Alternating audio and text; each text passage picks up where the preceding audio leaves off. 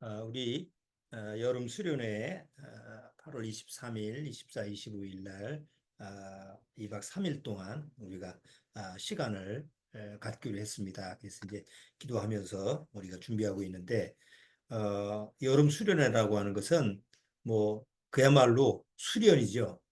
아, 하나님의 말씀을 통해서 우리가 구원의 문제, 또 구원받지 못한 사람들한테 복음을 전하고 또 먼저 구원받은 분들은 자기 심령을 다시 돌아보는 뭐 이런 기회로 우리가 뭐 예전에는 매년마다 저 강원도 뭐 인제나 이런 데서 학교 빌려서 뭐 여러 우리 연합되는 교회가 합쳐서 그렇게 여름 수련회를 매년 했죠. 뭐 유네스코 회관에서도 거기서도 뭐 한 몇 년 했죠? 한 3, 4년 그렇게 거기서 한 것 같아요. 그래서 그때는 뭐 한 일주일 동안 처음에 할 때는 거의 뭐 한 5일 동안 그렇게 여름 수련회를 했어요. 그렇게 해야지 어느 정도 복음도 전할 수 있는 이런 시간적인 여유가 되는 것 같아요. 근데 지금은 뭐 그럴 수 있는 여건이 안 되니까. 그래서 우리는 이제 2박 3일 동안 아, 어, 작은 장소를 빌려서 이렇게 모이는데 이렇게 여름 수련회라고 하는 것은 우리가 평상시에 가는 휴가라고 하는 거하고 개념이 달라요. 뭐 휴가는 가서 먹고 마시고 뭐 그냥 웃고 떠들고 뭐 그렇게 시간 보내는 게 보통 우리가 휴가잖아요. 근데 우리는 수련회라고 하는 것은 하나님의 말씀을 통해서 우리가 복음을 듣고 전하는 이런 귀한 거룩한 시간을 맞이하는 거기 때문에 거기에 목적이 딱 그 목표가 거기에 둬야 돼요. 먹는 것에 치중해서도 안 되고 또 거기 가서 뭐 내가 어떻게 시간을 활용해서 그냥 즐겁게 보니까 이런 자기 이익적인 시간이 아니고 오히려 내가 좀 육체가 좀 피곤하더라도 몸이 피곤하더라도 말씀 듣는 데 집중하고 복음 전하는 데 집중하고 또 한 이틀 동안 좀 몸을 좀 괴롭게 하는 이런 정말 수련회 같은 그런 마음의 자세로 우리가 준비를 해야 됩니다. 네, 그래서 우리가 기도하면서 요번 이왕 모이는 거니까 또 이것이 또 뭐 내년에도 또 그런 기회가 주어질지 그건 우리가 모르잖아요. 그래서 어, 마지막 기회로 알고 마지막 우리가 또 경험할 수 있는 하나님 앞에서 거룩한 그런 시간이다. 이런 마음 자세를 가지고 기도하면서 준비를 해주셨으면 좋겠습니다.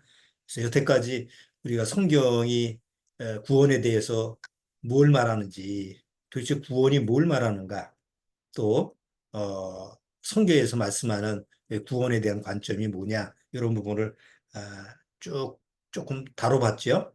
자, 이제 오늘서부터는 죄에 대한 부분을 좀 다뤄볼까 합니다.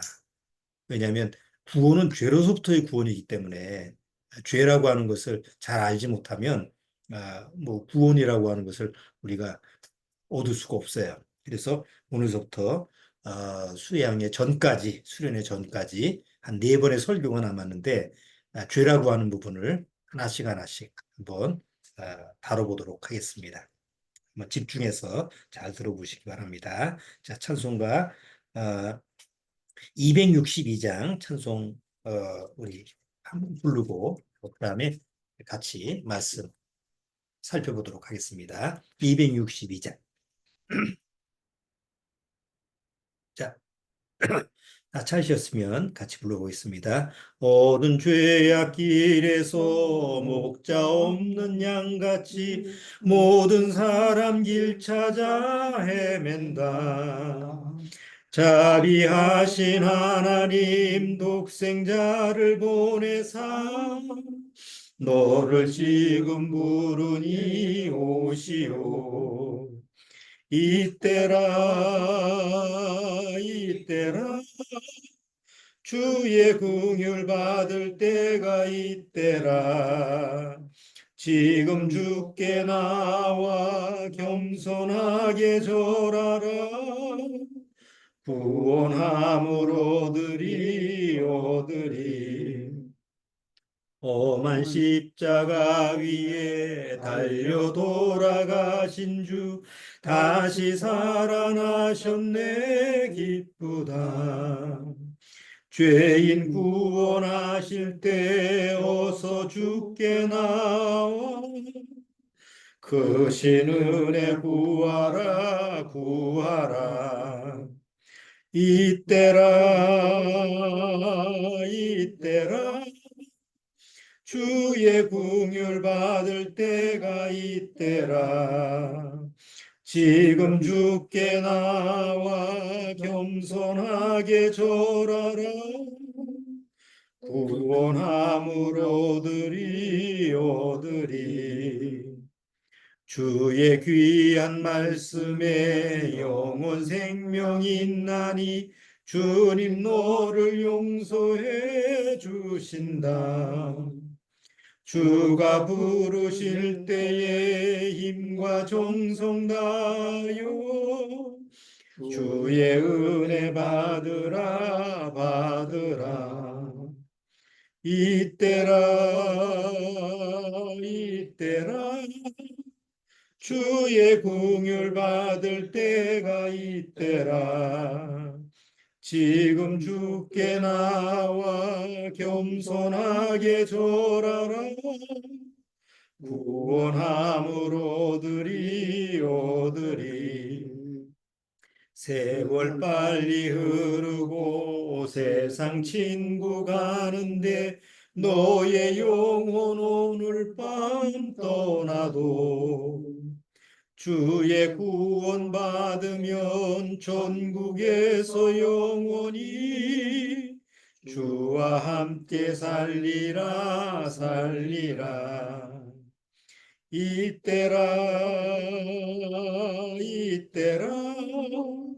주의 긍휼 받을 때가 이때라. 지금 주께 나와 겸손하게 절하라.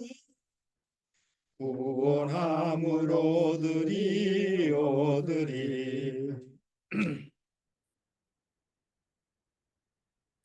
기도드리고 시작하도록 하겠습니다. 하나님 아버지 감사합니다. 오늘 또 이렇게 주님의 말씀 앞에 나왔습니다. 이제 성경을 통해서 죄가 무엇인지 살펴보기를 원합니다. 많은 사람들이 죄에 대해서 단지 죄라고 하는 것은 나하고 관계가 먼 것처럼 혹 내가 잘못을 저질렀을 때만 바로 이게 죄구나라는 정도로 인식하는 그런 죄에 대한 개념을 가지고 있습니다. 그러나 그렇게 죄에 대해서 알아서는 절대 구원받을 수가 없는 줄 압니다. 정말 하나님이 가장 미워하고 싫어하고 가증스럽게 여기시는 것이 그리고 안타깝고 항상 슬퍼하신 것도 바로 인간의 죄라고 하는 것이 문제가 되기 때문입니다. 오늘 말씀을 통해서 과연 죄란 무엇인가? 정말 하나님의 말씀을 통해서 제대로 깨달을 수 있는 귀한 시간이 주님께서 허락하옵소서. 시종을 주님께 의탁하오며 예수님의 이름으로 기도드리옵나이다. 아멘. 자, 오늘부터 죄가 무엇인지 한번 살펴보도록 하는데 그냥 죄라고 하는 것을 관념적으로 그냥 죄라는 건 이거야 상식적으로 이렇게 살펴보는 것이 아니라 정말 성경에서 하나님이 죄라고 하는 것을 무엇이라고 하는지 하나님이 뭐라고 말씀하시는지 성경이 뭐라고 말하는지 좀 살펴보기를 원하겠습니다. 사람들은 죄에 대해서 잘못된 지식을 가지고 있어요. 그래서 구원을 못 받는 거예요. 교회를 10년, 20년 다니고 뭐 집사, 권사, 뭐 심지어 목사까지 그렇게 한다고 해도 하나님 앞에서 죄라는 것을 제대로 죄를 죄답게 깨닫지 못하면 구원을 받지 못합니다. 왜냐하면 구원이라는 것은 죄로서부터 구원을 받는 거지 무슨 환경이나 내가 뭐 아프거나 아니면 뭐 내가 어떤 상황이 지금 뭐 사업이 부도가 났거나 뭐 이런 세상적인 여건 때문에 거기서 건짐을 받는 게 구원이 아니에요. 그렇죠? 구원이라고 하는 것은 바로 죄로서부터의 구원이기 때문에 죄라고 하는 것을 알지 못하면 절대로 죄로서부터 구원을 받을 수가 없어요. 물속에 빠져가지고 지금 홍수가 나서 물에 빠져 뭐 둥둥 떠나가는데 그걸 인지를 해야 될 거 아니에요. 물에 떠내려가는데도 내가 떠내려가는지를 모르는 사람이라고 한다면 그건 살려달라고 소리를 치지 않을 거 아닙니까? 집에 불이 났는데 뭐 집이 홀홀 타고 있는데 자기가 거기서 깨닫지를 못해. 그래서 죽잖아요. 뭐 잠자다가.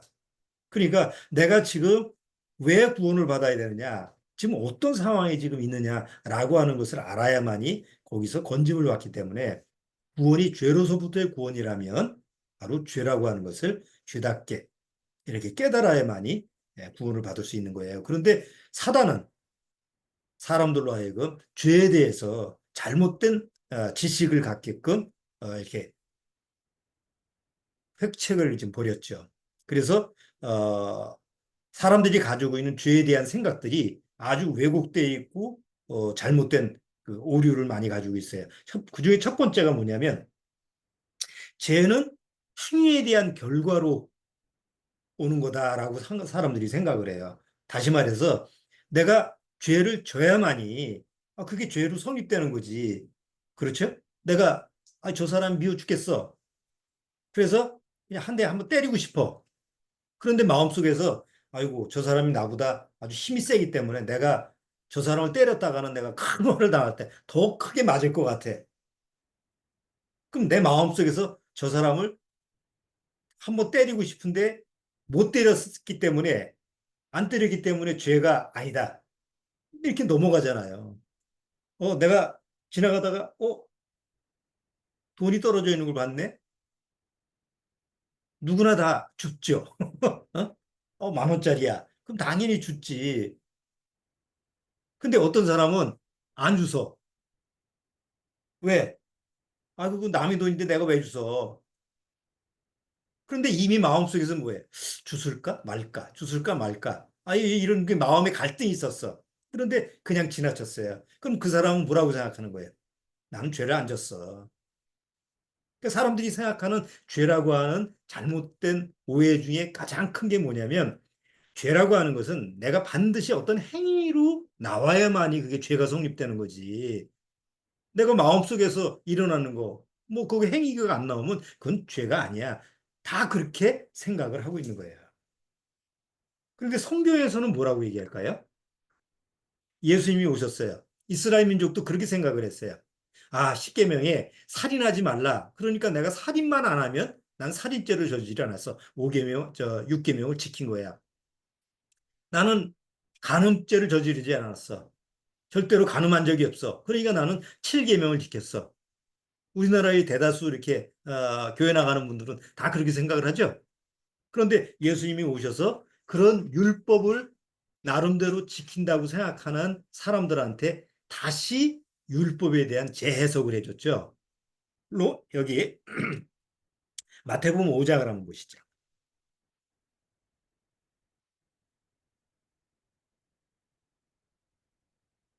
자, 마태복음 5장 21절.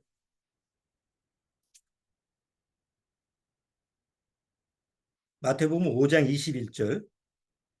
옛사람에게 말한 바 살인치 말라 누구든지 살인하면 심판을 받게 되리라 하였다는 것을 너희가 들었으나 나는 너에게 이르노니 형제에게 노하는 자마다 심판을 받게 되고 형제를 대하여 라가라 하는 자는 공회에 잡히게 되고 미련한 놈이라고 하는 자는 지옥불에 들어가게 되리라. 여기 뭐라고 돼 있어요?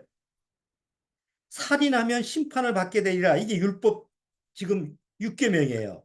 그런데 예수님은 너희가 형제에 대해서 라가라 하는 자는 공회에 잡히게 되고 형제에게 노하는 자마다 심판을 너희 가족이나 형제들한테 화를 내도 이미 그게 살인죄다. 마음에 분을 품어도 그리고 나가라고 하는 것은 우리가 흔히 얘기하죠. 소새끼, 개새끼, 뭐 우리가 아무개 새끼 이렇게 얘기하잖아요. 그냥 아이들끼리 이렇게 욕 쓰면서 야, 이 새끼야, 뭐 이렇게 얘기하잖아요. 그렇죠? 뭐 부모가 자식한테도 야, 이놈의 새끼 이렇게 말 안 들어. 이렇게 그런 아주 사소한 욕이 나가라고 하는 그런 단어예요. 그러니까 내가 다른 사람한테 뭔가 조금 모욕적이고 좀 이렇게 격화시키는 그런 말을 해도 이미 살인죄에 적용되는 게 성경의 법이라는 거예요. 근데 사람들은 뭐라 그래요? 그런 법이 어딨어? 그게 하나님의 법이에요. 그러니까 하나님은 죄에 대해서 가장 사소한 것까지도 죄라고 정의를 내리시는데 사람들은 자기 기준에서 그게 무슨 죄야? 행위를 안 저질렀는데 내 그 사람한테 뭐 해를 끼쳤어, 뭐 손을 댔어 그러잖아요. 보통 사람끼리 서로 얘기할 때, 나 그 사람한테 소리 끼친 적 없어. 그렇지만 성경은 이미 마음속에서 그 사람한테 화만 내도 분을 가져도 이미 그것은 살인죄다. 또 27절 보세요. 또 간음치 말라 하였다는 것을 너희가 들었으나 나는 너희에게 이르노니 여자를 보고 음욕을 품는 자보다 마음에 이미 간음하니라. 아이 그런 법이 어디 있어요? 요즘 바닷가 해수욕 가면 다 여자들이 비키니 입고 다니잖아. 다 홀딱 벗고 다니잖아요. 그 부부가 저기 저 해수욕 가는 해수욕장에 갔는데 그 모래백사장에서 여자들 비키니 입고 있는데 자기 남편이 그 여자들만 바라봐. 그럼 가만히 있어요? 직접 가서 뭐 해? 만지고 이런 게 아니니까. 그러지 않죠? 그 바라보고 있으면 어딜 바라보면서 눈을 흘리고, 그것도 부부싸움 날 수 있잖아요. 왜 그래? 왜 그런 마음을 갖게 돼요?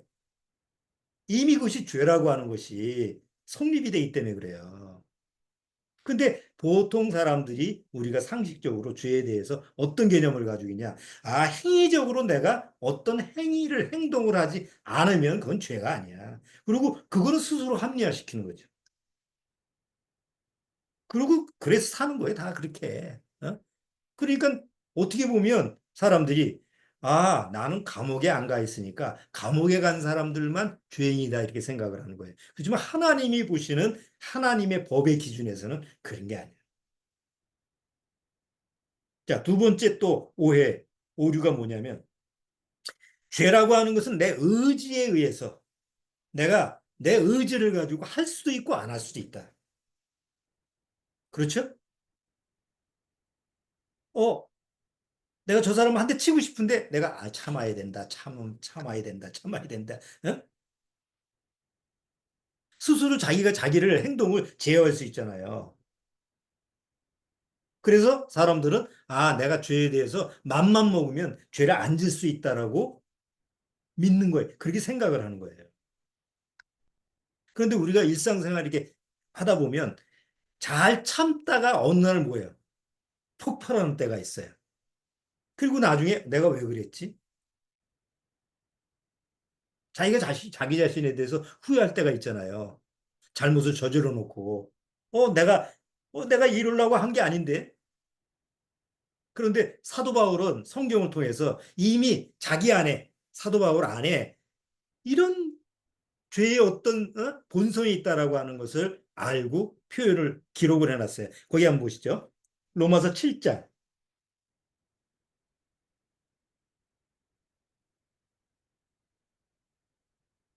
자, 로마서 7장 19절.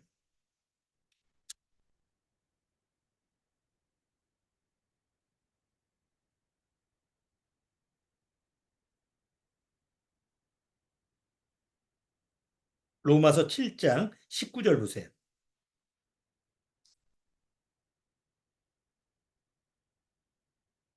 19절 같이 한번 읽어보겠습니다. 내가 원하는 바 선은 하지 아니하고 도리어 원치 않은 바 악은 행하는도다. 내가 내가 원하는 것은 이렇게 선한 일인데 실제로 나는 원하지 않는 악을 행해. 여러분 안 되는 줄 알면서 왜 그랬을까?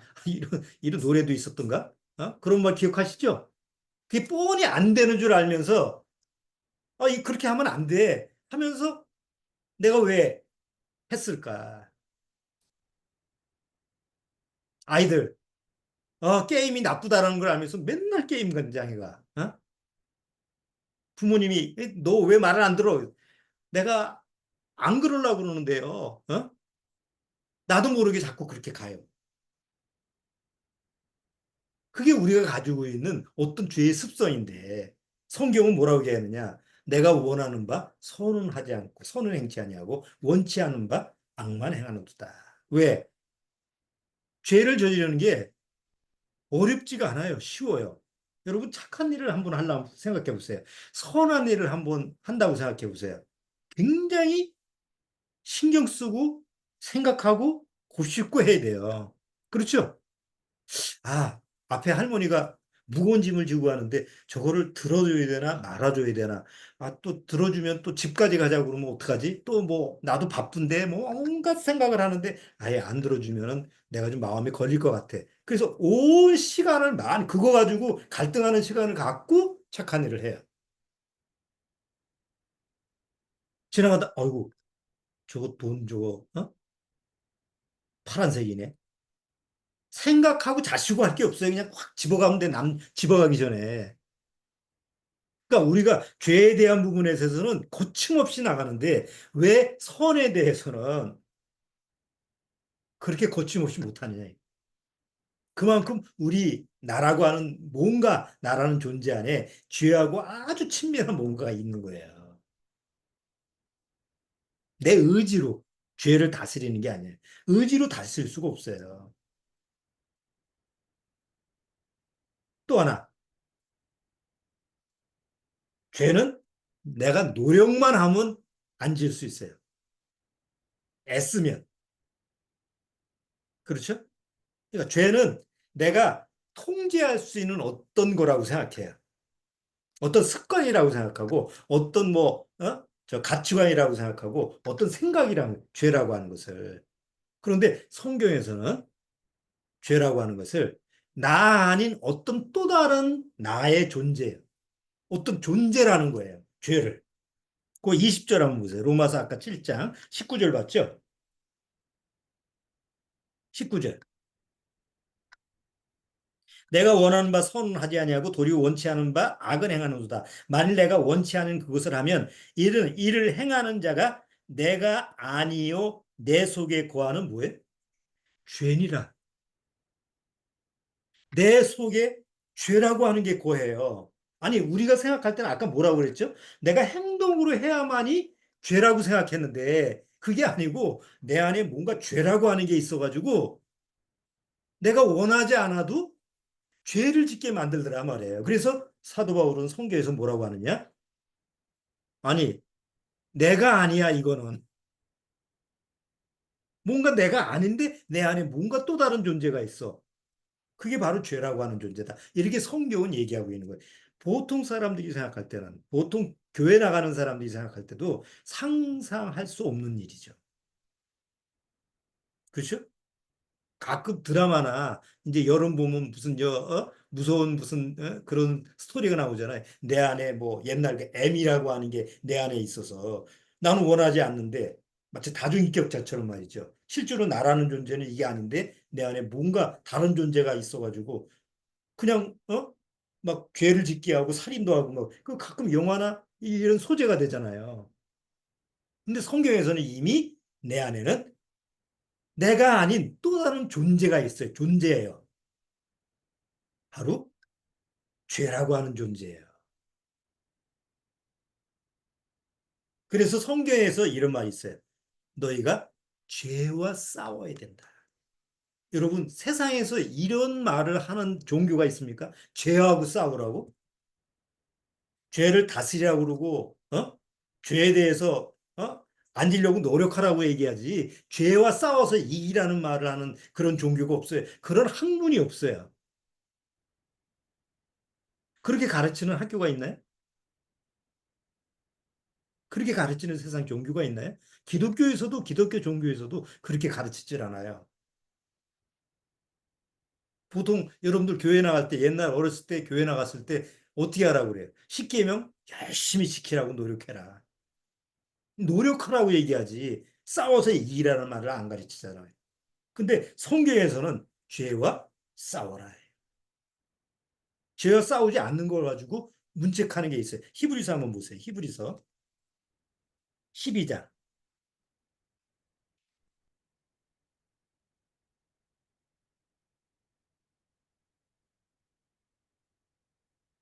히브리서 12장.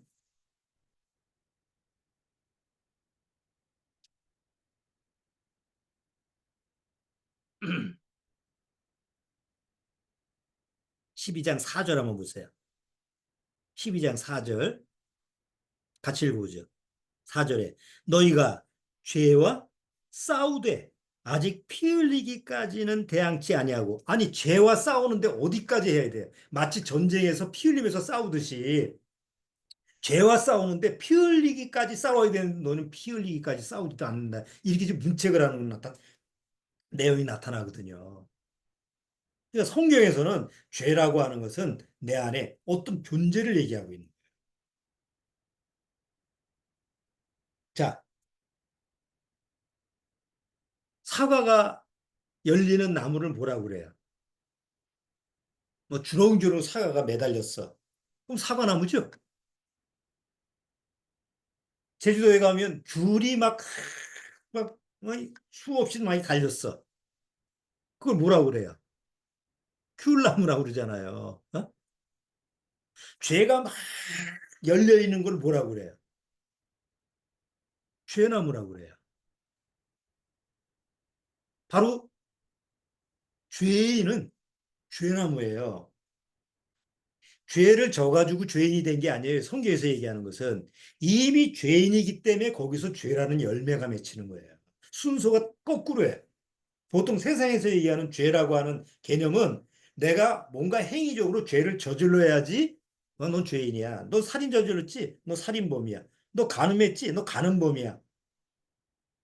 이렇게 정의를 내리잖아요. 그래서 법으로 적용을 시키는데 성경에서는 그게 아니에요.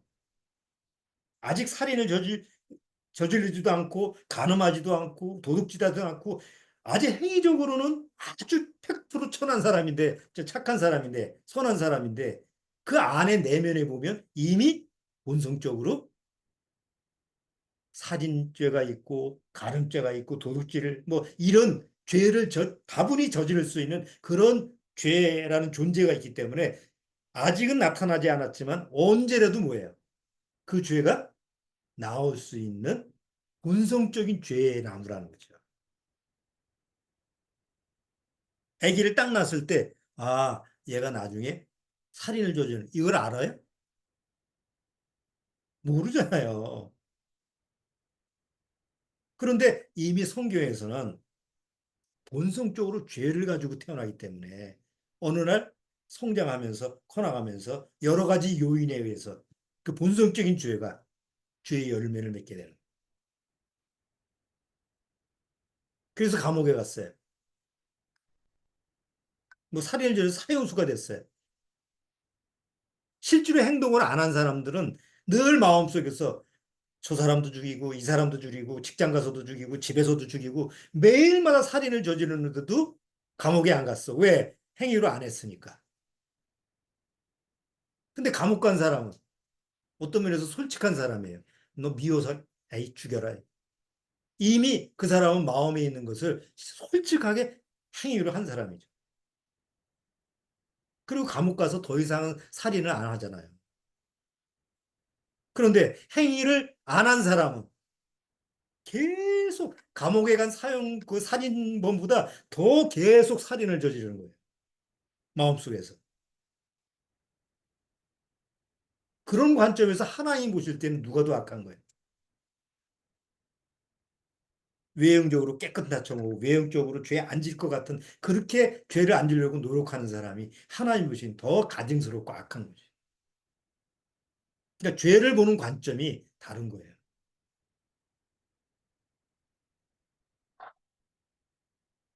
성경에서는 죄의 싹은 사망이라고 돼 있죠.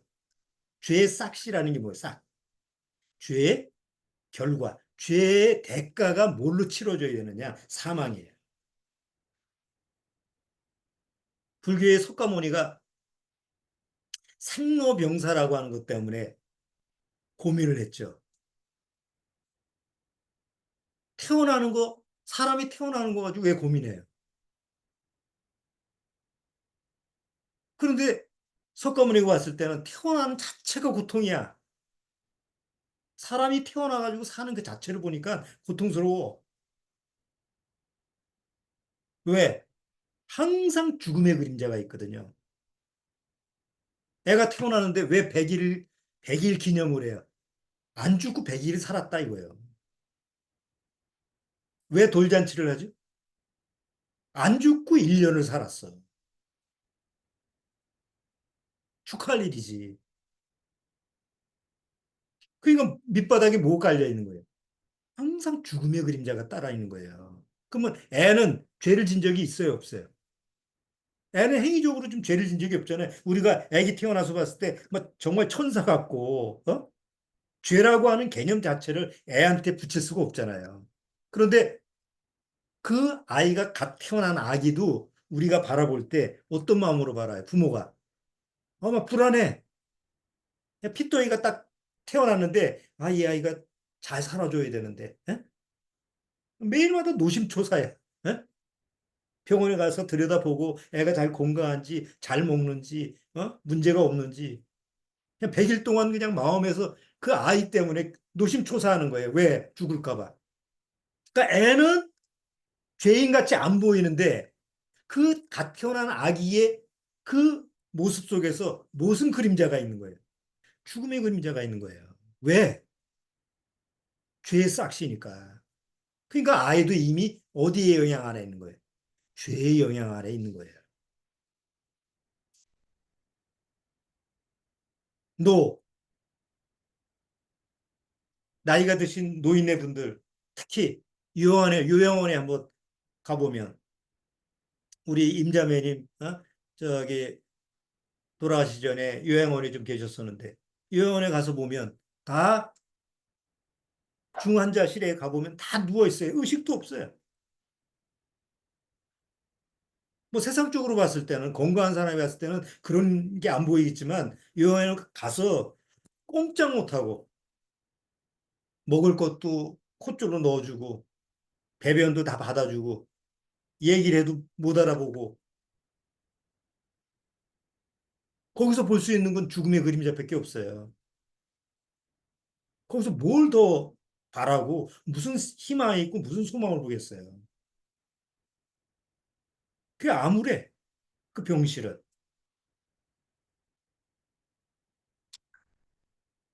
그럼 밑바닥에 다 죽음의 그림자가 있는 거예요. 병원마다 가보세요. 병원에 집에 아픈 사람이 있어서 병원에 가. 다 아픈 환자야.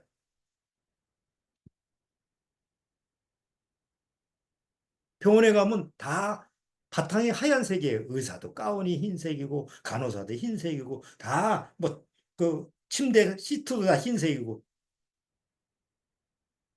그런데 다 어두워. 실제로는 보이는 건 흰색인데 실상 그 밑바닥에는 죽음의 그림자가 쫙 깔려. 장례식장에 가보세요. 웃고 떠들고 해도 거기는 죽음의 그림자가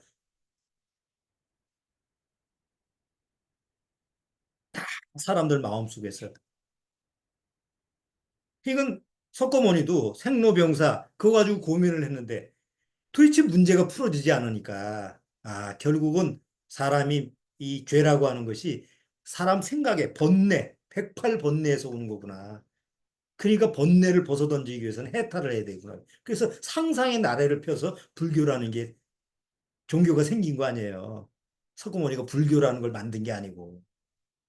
근데 거기서 죽음의 해결점이 없죠. 고작 아이디어 하나는 게 죽음은 다른 걸로 세상에 살다가 착하게 살면 뭐 소로 태어나거나 뭐 다시 사람으로 환생하고 악하게 하면은 뭐 쥐로 태어나거나 아니면 뭐 해충으로 태어나고 그런 상상력을 발휘해서 그 죽음이라고 하는 걸 미화시키는데 성경에서는요 바로 죄의 싹은 사망이에요. 어디든지 죄라고 하는 게 다 들어가 있어. 어제서부터 파리 올림픽이 시작됐죠. 텔레비전 보면 틀면 다 올림픽 경기예요. 뭐 축제고 평화의 축제고 뭐 어쩌고 저쩌고 법석을 떠는데 사실 올림픽을 개최하는 이유가 뭐예요? 사실 뭐죠? 돈 벌기 위해서 그걸 하는 거예요. 우리나라가 88 올림픽 큰 올림픽을 개최하기 위해서 그막 공을 들이고 또 앞으로 또 그런 기회를 만들려고 하는 게 뭐예요? 공식적으로는 뭐 인류 평화 어쩌고 저쩌고 얘기를 하지만 밑바닥에는 다 죄예요. 각자의 정욕, 육신의 정욕, 안모의 정욕, 뭐 이생의 자 이런 죄가 그냥 아주 종합 예술적으로 펼쳐져 가지고 외형적으로 봤을 때는 대단한 행사 같지만 죄의 잔치예요. 그 선수들은 천국이 아니라 지옥이죠. 4년 동안 지옥 생활을 했는데 금메달을 따야지. 금은 동메달이라도 따야지. 그나마 지옥 생활에 대해서 그걸 좀 만회를 하지. 못 얻으면 4년 동안 그렇게 죽을 고생을 했는데 못 얻으면 뭐예요? 또 4년을 또 사람이 할 짓이 아니지. 그렇잖아요. 금메달 따면은 어제 그 뭐예요? 펜싱에서 금메달 땄을 때 그 선수 하나는 아주 천국 생활 같은 모습 보이지만 그 나머지 사람들은 다 뭐예요? 죽을 맛이죠. 그런데 그걸 구경하는 사람은 그렇게 보는 게 아니에요. 다 미화시켜서 야, 뭐 대단하다. 뭐 어쩌고 저쩌고 해가지고 외형만 그냥 예? 한쪽에서는 평화를 외치고 한쪽에서는 전쟁 때문에 죽고 난리를 치고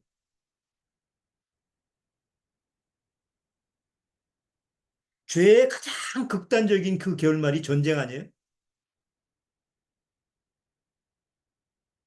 이스라엘 지금 하마스 전쟁 매일 보면서 아이들이 죽어나가고 우크라이나나 뭐 러시아 그 전쟁도 계속 텔레비전 보면서 사람들이 죽어나가고 고통을 받는 그런 화면을 보잖아요, 우리가. 그렇지만 실제로는 나만 아니면 되는 거 아니에요? 나만 그런 환경이, 예? 환경만 아니면 남 문제니까. 아무리 파리에서 뭐, 평화를 외치고 떠들어봐야 어디에서 평화가 그 적용이 됩니까? 그러니까 세상 어디에도 죄의 그늘, 죄의 그림자가 그냥 밑바닥에 깔려 있어요. 보이지만 않는 것 뿐이지.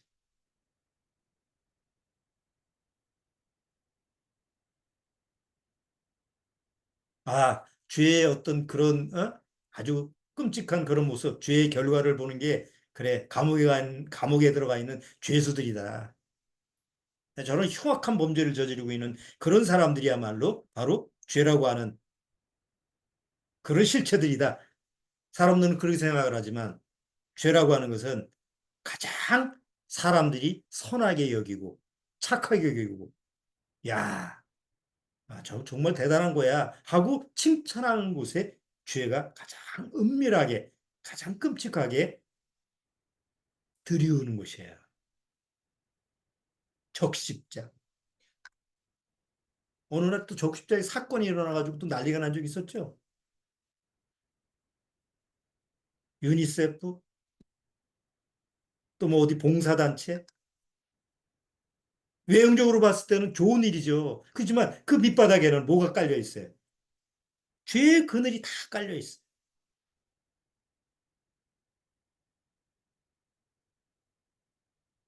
우리 이장로님 한올 봉사단체 참 활동을 열심히 하셨는데 아이고 노인네들이 그냥 하도 난리를 쳐가지고 해체시켜 버리셨어요. 왜? 아니 좋은 일로 모여가지고 봉사를 하고 그러면 얼마나 좋아요. 그런데 밑바닥에 다 죄가 깔려 있으니까 네가 잘났네, 내가 잘났네, 옳으니 그르니 뭐 그거 가지고 시끄러워가지고 해체가 돼 버리는 거예요. 아니 사회 어느 사회 단체나 마찬가지. 종교단체도 그렇죠. 심심치 않게 뉴스에 나오는 게 뭐예요? 어디 뭐 비영리 단체에서 좋은 일 한다고 저 사람들한테 밥도 주고 막 그러는데 나중에 뒤에를 보니까 뭐 아주 그냥 나쁜 일을 하게 되는 거예요. 애들 불러서 고아를 돌본다고 하는데 거기서 또 성착취를 하고 애들을 갖다가 학대를 하고 왜 그런 게 심심치 않게 드러나죠? 다 죄라고 하는 그런 죄라고 하는 어떤 거미줄 같은데 자꾸 엉키고 설키고 그 안에서 겉으로는 포장하고 아주 그냥 깨끗한 척하지만 그 안에는 아주 죄로 말미암아 얽히고 설키고 더러운 그런 부분이 있어가지고 드러날 때마다 막 냄새가 나는 거죠.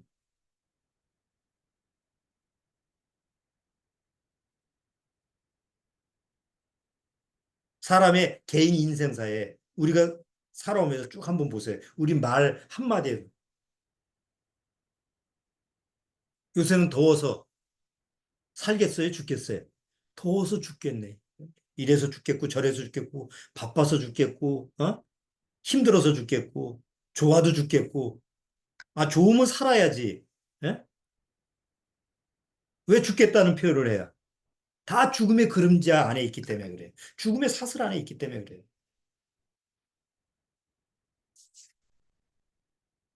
세상사, TV, 뭐 여기 미디어, 뭐 스포츠 다 보면 밑바닥에 다 뭐가 깔려 있어요. 죄와 사망의 그림자가 다 깔려 있어요. 그래서 점점 세상은 선해져 가는 게 아니고 악해져 갈 수밖에 없는. 그야말로 지금은 환경적인 뿐만 아니라 사람의 그 마음조차도 사회적으로도 최악이고 도덕적으로도 최악이고 어디서 뭔가 어떤 희망적인 거, 소망적인 거, 뭔가 바랄 수 있는 이런 것을 찾을 수 없는 지경이 된 게 지금 우리가 사는 지구촌이라는.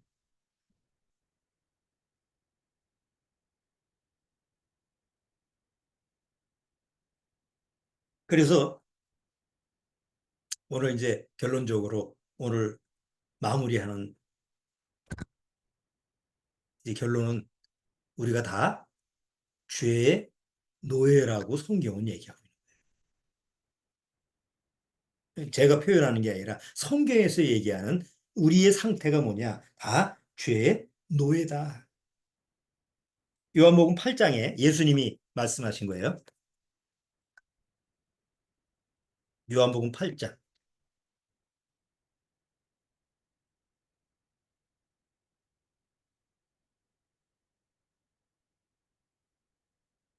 요한복음 8장.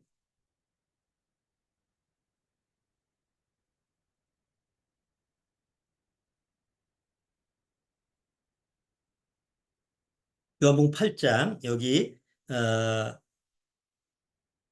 31절부터 제가 읽어볼게요. 예수님께서 유대인들한테 얘기하시는 장면이에요. 그러므로 예수께서 자기를 믿은 유대인들에게 이르시되 너희가 내 말에 구하면 참 내 제자가 되고 진리를 알지니 진리가 너희를 자유케 하리라. 진리가 너희를 자유케 한다. 이렇게 얘기하니까 저희가 대답하되 우리가 아브라함의 자손이라 남의 종이 된 적이 없고는 어찌하여 우리가 자유케 되리라 하느냐. 아니 우리는 아브라함의 자손이라 정신적 지금 로마의 종 노릇하잖아요. 근데 그들은 인정을 안 하는 거예요. 우리는 로마의 지배 아래 있지만 우리 마음에서는 절대 로마의 노예라고 생각하지 않는다. 로마의 종이라고 생각하지 않는다. 그렇죠? 우리가 옛날 일제시대 때 사람들이 우리가 일본의 억압을 얻지는 우리는 일본의 노예가 아니야. 마음속으로는 그렇게 생각하잖아요. 그것처럼 여기 유대인들도 우리는 아브라함의 후손이고 하나님의 자손이기 때문에 누구의 종된 적이 없는데 예수님은 그 얘기를 하자는 게 아니에요. 너희는 죄의 종이다. 그러니까 자유를 얻어야 된다. 지금 이 말씀을 하시고 있는 거예요. 그래서 그 다음 보세요.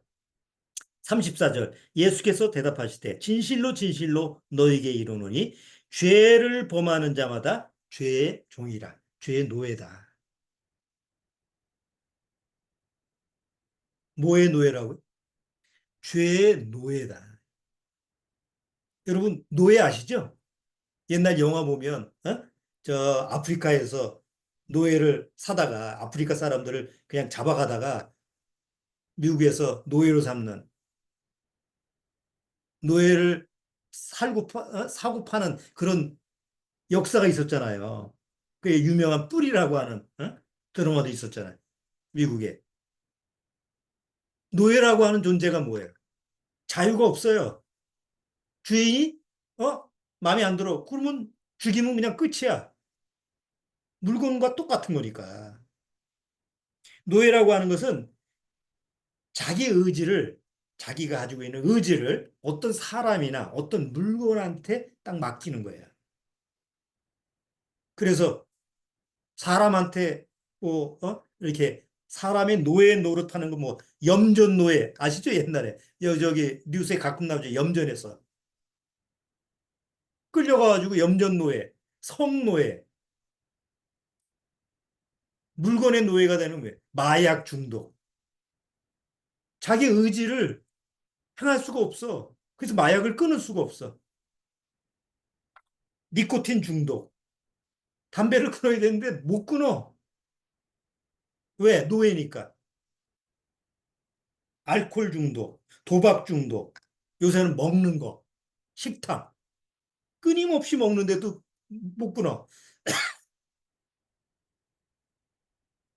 일 중독. 아니, 일 중독 때문에 죽어. 일에서 못 끊어가지고 죽는 사람도 있어요. 이게 다 노예예요. 그런데 성경에서는 너희들은 뭐의 노예라고? 죄의 노예다. 근데 문제는 뭐예요? 죄의 노예인데 자기 주인이 죄잖아요. 그런데 자기 주인이 죄라고 생각을 하지 않고 죄의 노예로 죄의 질질 끌려다니면서 죄의 종로를 타면서 주인은 뭐라고 생각하는 거예요? 나는 주인이 나야. 이렇게 생각하는 거예요. 죄를 지면서 내 주인이 죄인데 그래서 나는 죄의 종로로 탈 수밖에 없어서 죄를 짓는구나. 이렇게 생각을 못하고 나는 내가 주인이니까 내 마음대로 이렇게 행동하는 거야. 그래서 죄를 져도 이게 죄라고 생각이 안 드는 거예요. 이게 사단이 속이는 거예요. 구원받지 못하면 다 죄의 노예예요. 내가 죄에 작든 크든 관계없이 다 죄의 종로로 타는 거예요. 그런데 성경은 뭐라고 그랬어요? 예수님이 진리가 너희를 자유케 하여.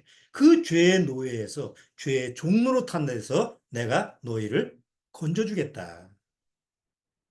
그러면 죄의 종로로 탄 데서 내가 건짐을 받으려면 뭐서부터 알아야 될까요? 먼저, 내가 죄의 노예구나. 내가 죄의 노예 노릇, 죄의 종로로 타고 있구나. 그럼 빨리 벗어나야지. 이렇게 생각을 할 거 아니에요. 그래서 구원을 받으려면 먼저 내 상태를 알아야 돼요. 내가 지금 하나님 앞에서 왜 구원을 받아야 되지? 죄의 노예, 죄의 종로로 타고 있구나. 그럼 죄의 종로로 타는 그런 그 상태가 내가 뭐예요? 원하지 않아도 죄를 짓는 죄 공자야, 내가. 원하지 않은 또 저절로 열리는 죄 나무예요. 그러니까 그대로 놔두면 어떻게 되겠어요? 이대로 놔두면 그냥 그 죄라고 하는 죄덩어리가 되어서 그냥 결국은 하나님의 심판을 받고 지옥 갈 수밖에 없지. 그래서 하나님은 그렇게 하지 말라. 그렇게 결말이 끝나지 말라고 거기서 내가 건져줄 테니까 너희를 자유케 해줄 테니까 바로 하나님의 말씀 앞에 와서 구원의 치료를 받아라. 죄의 치료를 받아라. 자, 그러면 그러면 죄의 시작은 어디서부터 된 거예요? 그러면 그래서 다음 주는 과연 죄의 시작은 어디서부터일까라는 부분을 다음 주에 다뤄보도록 하겠습니다. 오늘은 우리가 죄의 노예라는 거, 죄의 종이라는 거, 내가 주체가 아니고 바로 죄가 나를 다스리는 주인이고 주체라는 거. 그런 부분을 말씀을 통해서 한번 살펴봤습니다. 다시 한번 자기 자신을 한번 돌아 한번 보십시오. 나는 결코 주인이 아니라는 거. 나도 모르는 죄가 나를 다스리는 주인이라는 것을 꼭 확인하셔야 됩니다. 그래야지 구원받을 수가 있습니다. 자, 오늘 기도하고 마치도록 하겠습니다. 하나님 아버지, 정말 하나님 앞에서 우리가 죄인이라고 하는 것을 깨닫게 주님께서 말씀으로 인도해 주옵소서. 죄를 죄답게 깨닫지 못하면 절대로 구원받을 수가 없습니다. 혹 구원받았다고 해도 죄를 죄답게 깨닫지 못하면 정상적인 신앙생활을 하지 못하고 늘 죄에 합리화만 하고 죄에 대해서 뭔가 구원받았다라고 하는 그 지식만 사용하는 그런 어리석은 또 모습을 취할 때가 있습니다. 그렇기 때문에 늘 말씀을 통해서 죄와 싸우는, 좀 피 흘리기까지 싸우는 그런 아주 섬세하고 세밀한 심령 상태가 되어야 될 줄 압니다. 아무쪼록 정말 우리 중에 구원받지 못한 심령이 있으면 그 죄를 죄답게 깨닫는 주님의 역사가 우리 가운데 일어날 수 있도록 주님께서 말씀으로 역사해 주옵소서. 예수님의 이름으로 축원하옵나이다. 아멘. 자, 마치겠습니다.